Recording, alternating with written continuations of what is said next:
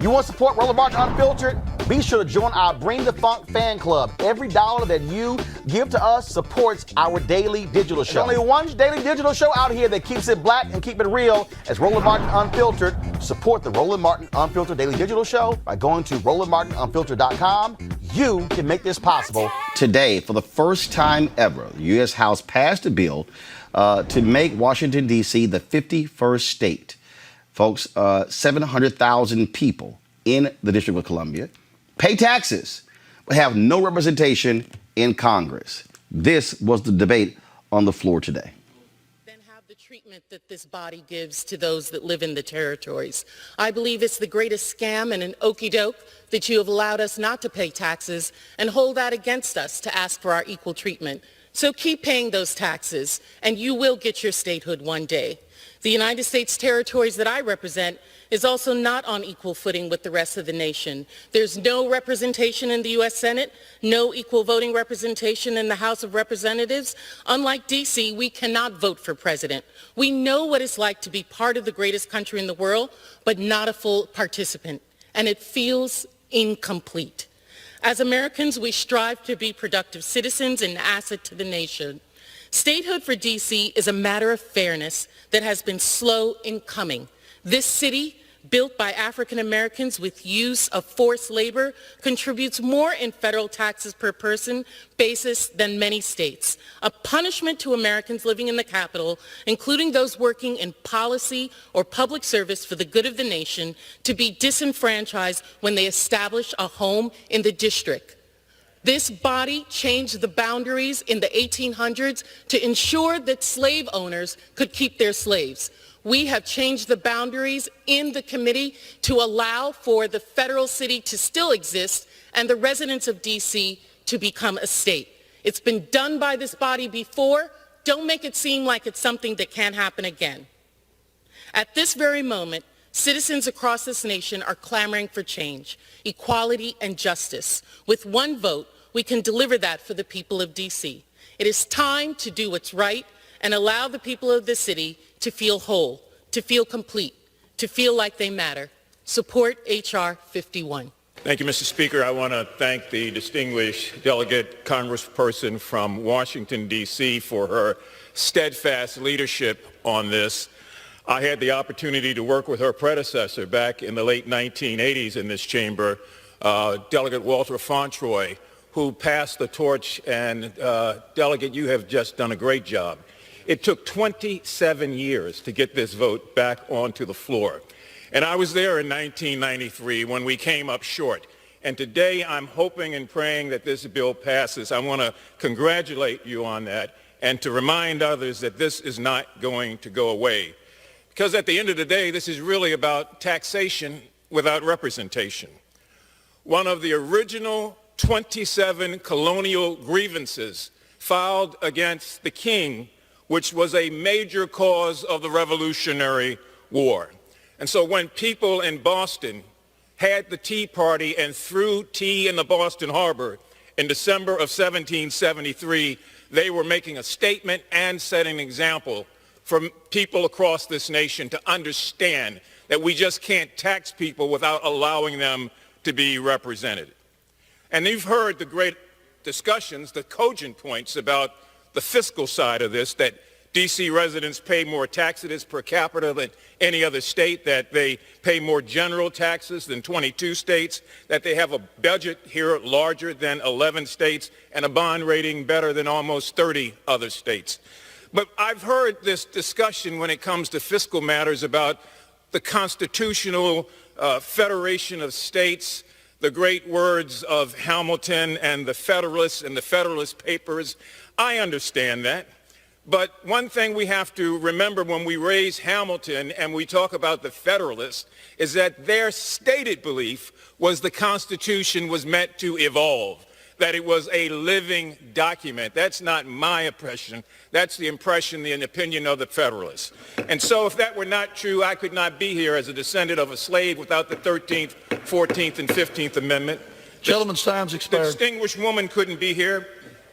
She had not the right to vote under the Federalist Papers. Gentleman's time has expired, please. And Alaska and Hawaii, when I were born, were not. Gentleman's time has expired. I realize that, sir. I want to give all acknowledgement to the outstanding gentlelady Eleanor Holmes Norton. President Washington said, "The Constitution is the guide which I will never abandon." Nothing in the Constitution says that we cannot make the Washington state the Douglas Commonwealth. Frederick Douglass said, "There is no power without struggle." The sons and daughters of Washington, D.C. laid down their life for this country in world wars. They stand for this country in service to this government. Why are we denying them their right? Alaska has 700,000 plus people. There is no population requirement. Gentlewoman's time has expired. Washington, D.C. a state now. Now, the measure passed in the U.S. House. It will go to the Senate. Now, Majority Leader Mitch McConnell has already said he won't even bring it to the Senate to a floor vote. Yet, there was discussion on the Senate floor vote about D.C. getting statehood. And if y'all want to hear one of the most absolute racist, bigoted, discriminatory speeches ever, listen to this ass, Senator Tom Cotton of Arkansas, who argues that Wyoming has a much more broad cultural interest to be a state than Washington, D.C. The same Wyoming that has 200,000 fewer people than Washington, D.C. The same Wyoming that is 93% white. He complains that, D.C. will guarantee 2 Democratic senators. Well, how many Republicans are senators in Wyoming? 2. Listen to this racist talk. Most of Washington was under the control not of the federal government, but of a left-wing politician like Muriel Bowser, who frequently takes the side of rioters against law enforcement. Would you trust Mayor Bowser to keep Washington safe if she were given the powers of a governor? Would you trust Marion Barry? More important, should we risk the safety of our capital on such a gamble? Now, of course, the Democrats will argue that the statehood bill doesn't entirely eliminate federal control of Washington because it preserves a small federal district that encompasses the White House, the Capitol, the Supreme Court, the Library of Congress, the National Mall, and a few other government buildings. What a humbling demotion from the grand federal city that President Washington and Pierre L'Enfant envisioned more than 200 years ago, which they hoped would rival Paris in size and ambition. By contrast, look at this ridiculous map. Look at it. The Democrats propose to turn Washington into little more than a gerrymandered government theme park, surrounded on all sides by a new state, controlled, of course, by the Democrats. The federal government's safety and independence cannot be assured by such a laughable district. Again, look at it. It's got 90 sides. A mere city block, less than 200 yards, separates the White House from the proposed boundaries of a new state, governed at present by a politician who hates the president. The Supreme Court and several congressional office buildings are right at the edge of the map, separated from the new Democratic state by the width of a single city street. In the event of an emergency like the Philadelphia Mutiny of 1783, those narrow boundaries could jeopardize the operations of the federal government. Consider also what's not included in this ridiculous new map of a new Washington, D.C. The headquarters of the Department of Homeland Security would be outside the federal government's control, as would be the headquarters of the FBI and the FCC, which governs all communications. Now, y'all see that little racist little rant there? Ooh, Muriel Bowser. And what if Marion Barry was the governor? He does know that you've had governors that have gone to prison in states Rob Blagojevich in Illinois, prison. Governor Ryan, prison. Governor Edwards in Louisiana, prison. In West Virginia, they impeached the entire state Supreme Court. So you see the nonsense that, and I'm gonna go to you, Derek, first, because you're Republican. Okay. You're a Republican. That was absolute racist by Tom Cotton. Well, I would say black people. Oh, we can't trust these black people to govern. Okay. Oh no. Can I finish? Go ahead. I did not like the comment about my man Marion Barry. Okay, because he is the people's mayor. Always has been. He's done a lot for people in D.C., including giving jobs to my wife and a bunch of other friends. But the thing about it is, man, you know, if you look at what they've been talking about, D.C. statehood, it's been an issue forever. Okay, and according to a Gallup poll 2019, last year, 2/3 of Americans said no to D.C. being a state. And the bigger issue is, you know, D.C. has 700,000 people. Puerto Rico has 3 million people. Where's the outrage for Puerto Rico being a state? And I think it becomes more of a political issue right now. Wait, I think it becomes more of a political issue right now. Wait a minute. What? Hold on. I'm going to let you finish, but I want to put a pin in it, and I want that Puerto Rico point. Yeah. What about it? How did Puerto Rico become a territory? I don't know. You tell me. You must have an answer. Oh, I got an answer. Mark Thompson joins us. Mark or Rob or Teresa, one of y'all. Mark Thompson? Now, here's why I'm saying this, because Washington, D.C. is actually within the United States. Puerto Rico actually was a prize that we captured. Mark Thompson, you've gotten arrested a whole lot for statehood. You heard what Derek just said. I'm gonna let Derek finish, but the Puerto Rico point, Mark, explain why that's an illogical point. Which part do I get to finish, or are you gonna let Mark go? No. I want Mark to speak on how the Puerto Rico point is made is illogical. Then I'll come back to you to finish. Mark, go ahead. Well, I want to be sure what he's saying. Is he saying that Puerto Rico is more deserving? Well, he's saying there are 3 million in Puerto Rico and just 700,000 in D.C., but it's only 500,000 in Wyoming. Trying to get you to chase a rabbit. Not what I said. Mark, go ahead. That's not what I said. So here's the thing, and thank you, Roland, and thank you for showing all those clips. Here's the thing about Puerto Rico. Puerto Rico has a right to its own self-determination. And I know at one time, Puerto Ricans voted, they had a choice between independence and statehood. And I think there was a slight majority in favor of independence in terms of being their own country. So, you know, I don't think we should make that decision on behalf of Puerto Rico. If people of Puerto Rico want to be an independent nation or they want to be a state, that's up to them. As far as D.C. statehood is concerned, this is the Washington, D.C. is the only national capital in the world.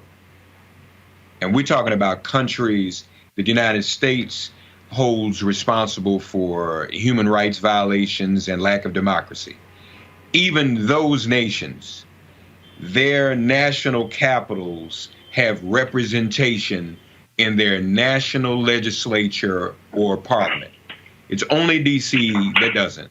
It has always been because of racism. And just to be fair, in 1993, we organized the original Tea Party. This Tea Party, Republican Tea Party that came in under Obama, that's a whole nother thing. We dumped tea on the Capitol steps every Thursday and committed civil disobedience every Thursday for months throughout the summer of '93 to get the first ever vote for D.C. statehood in 1993. The Speaker of the House at that time was Tom Foley. 58 Democrats voted no. And I'm sure that the Democratic Party has to look back on that history and realize what a mistake that was. Because if D.C. had been admitted into the Union in 1993, think about how many things that have happened in the past 27 years that would have been prevented with 2 more Democrats in the Senate with the 51st state. Speaker Pelosi said something very interesting on yesterday, and I'd actually forgotten this. Her father, before there was even a mayor, her father, as a member of Congress, was the chair of the district committee, which, as you know, Roland, oversaw everything in the District of Columbia for decades. In fact, her father was, his nickname was the mayor of D.C., and he ultimately was the mayor of Baltimore, too. But he oversaw the budget. Congress controlled Washington, D.C. So what Tom Cotton is talking about is absurd. Congress will have control over what is known as the Federal Enclave or the National Capital Service area, where residents do not live. But the rest of that would be named after Frederick Douglass. And finally, there would be no taxation without representation, ending that colonial relationship. More people have gone to war and given their lives in the U.S. military than many states per capita in Washington, D.C., and there are more taxes paid per capita than many other states. So it's absurd. It's a miscarriage of justice. And lastly, just let me say that we've got to talk about justice in the fullest sense. So there's justice in policing. Some folk want to do Juneteenth, and that's fine, even though a lot of folk never heard about Juneteenth until last week. But reparations and D.C. statehood have to be a part of that conversation, and we got to stop being afraid to bring it up. We have to stop just pushing issues that we think are acceptable and palatable to white folks and white media only. All right, Derek, go ahead.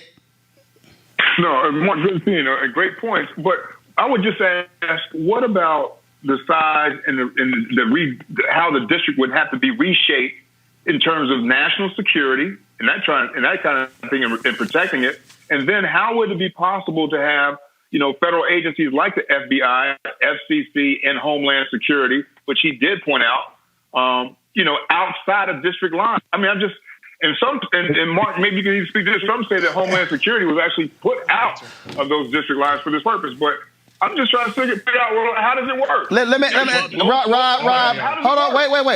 Hold on, Rob. Here's what I don't understand. There's an FBI office in Houston. Well, there are federal agencies located. So that makes it right. Let me say it again. Hold on. There are federal agencies located in every major city in America. Ain't nobody trying to figure out how do they operate. Hold up, Derek, you can't ask for everybody else stop talking when you talking if you talk when everybody else talking. Rob, go. This is real simple, Derek. Roland's already explained it, but in any place, anywhere, we have federal buildings, and the federal government still has control. That is made up. They're just trying to use ways to scare people. You know that has nothing to do with anything. So that no control would change, making Washington, D.C. a state. Let me just say that it's real interesting listening to Tom Cotton, though, and hear him talk about the things that he was mentioning there. You can always know, particularly what my friends on the other side talk about gerrymandering. To even talk about gerrymandering is a concept for at least since the 1980s Republicans have mastered. And they've been doing it for a long time. I'm going to give you one example if you want one, Derek. Paul Whiterich. You can look him up. He's the founder of the conservative movement. One second. Let Rob finish. Wait. He is the founder of the whole conservative party movement recently in the last 30 or 40 years. He didn't want everybody to vote. It is on tape. Roland can find it. He said, I want to make sure, because democracies aren't won by those who participate. It's not won by the majority of the people, but those that are able to participate. So the strategy of what they're doing in Kentucky, what they're doing now, what they've been doing for years is figuring out ways to disempower citizens. And so I think that's anti-democratic. And the fact that a party would make that part of their objective just shows you that they don't believe in the people. They just want to preserve their power. And so I don't understand the argument of why a whole state that pays that much in taxes shouldn't have a right to be that territory shouldn't have a right to be a state. And if Puerto Rico wants to, let them join. I'm not against democracy. If they want to come in, let them come in.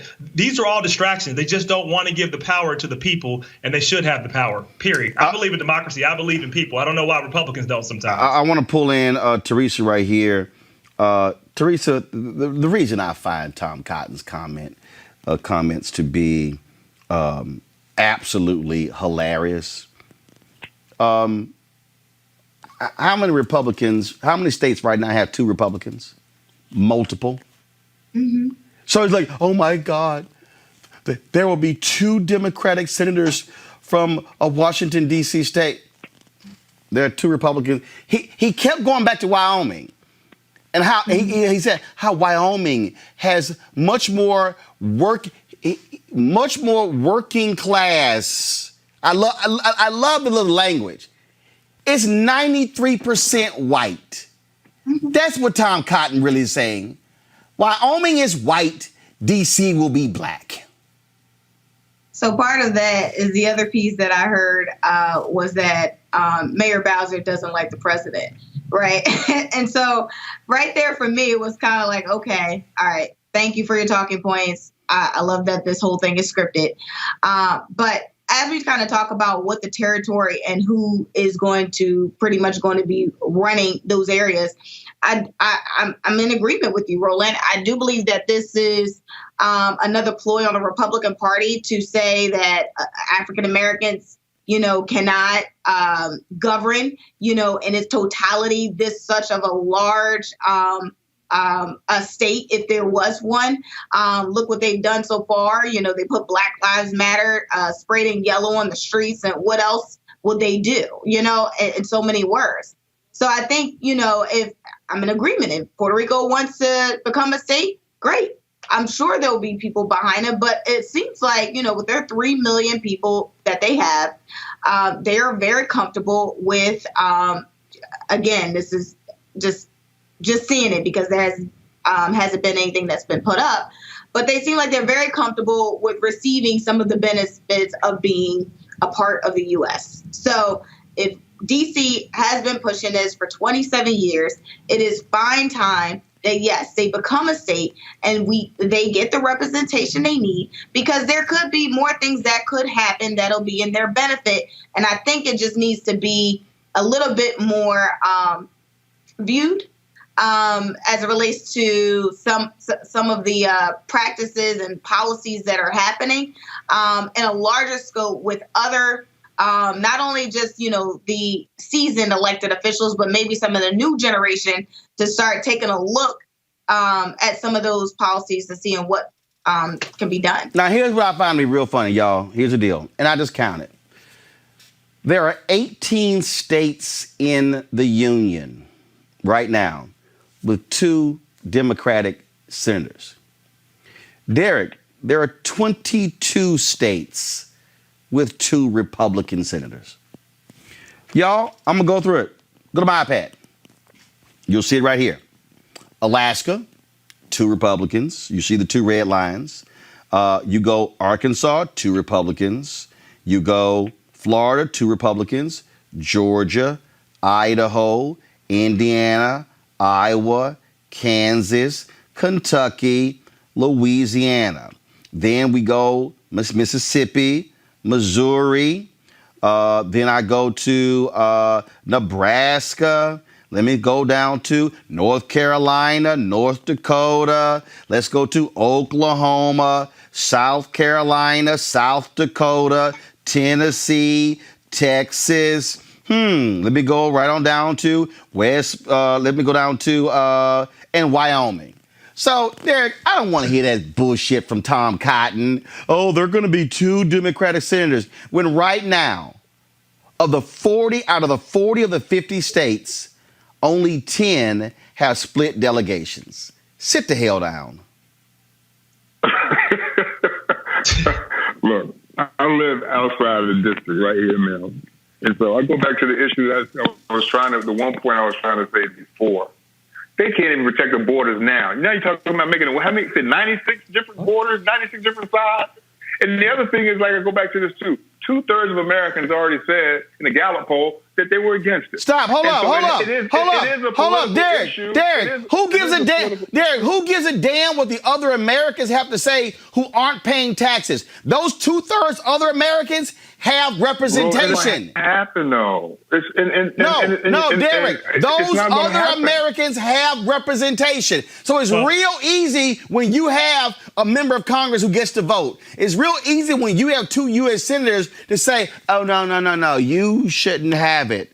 Again, there are 700,000 citizens in the District of Columbia. 200,000 more than Wyoming. So why in the hell? Wait, let me finish. Why in the hell should Wyoming get 2 U.S. senators as a member of Congress, but D.C. can't? And Idaho and lots of other states you can name, but go ahead. I was just going to ask, won't it have to go through having an amendment for this to happen? Doesn't we have to have a constitutional amendment for this to happen? Mark Thompson, go right ahead. It already went to the Supreme Court a few years ago, probably about 15 years ago.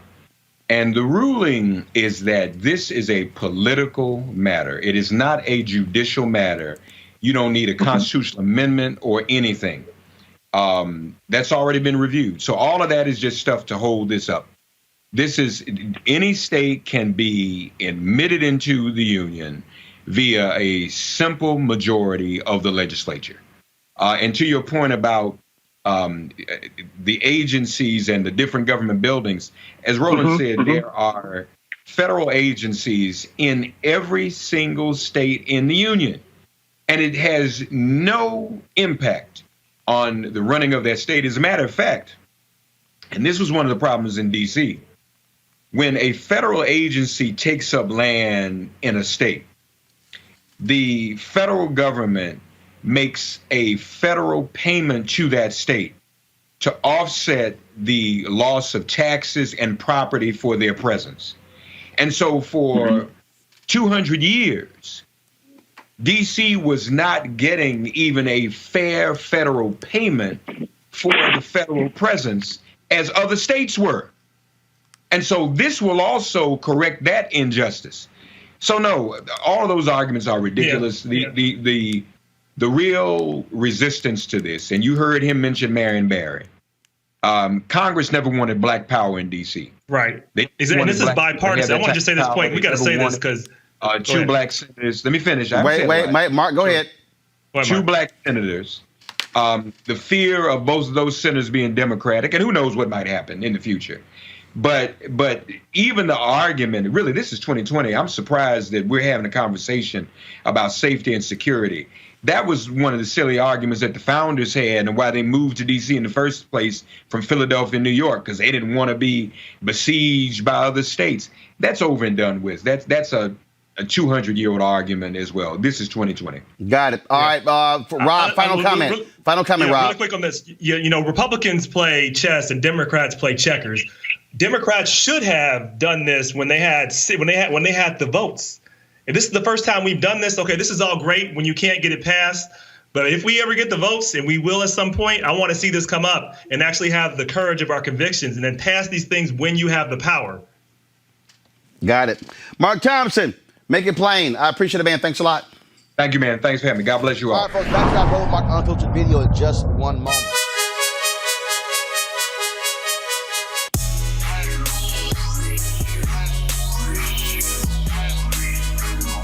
All right, fam, the folks at Seek.com, founded by Mary Spiel, a sister, of course. She is the inventor, the creator of these devices, this virtual reality headset right here. You saw it in the video there. And also the 360-degree 4D headphones.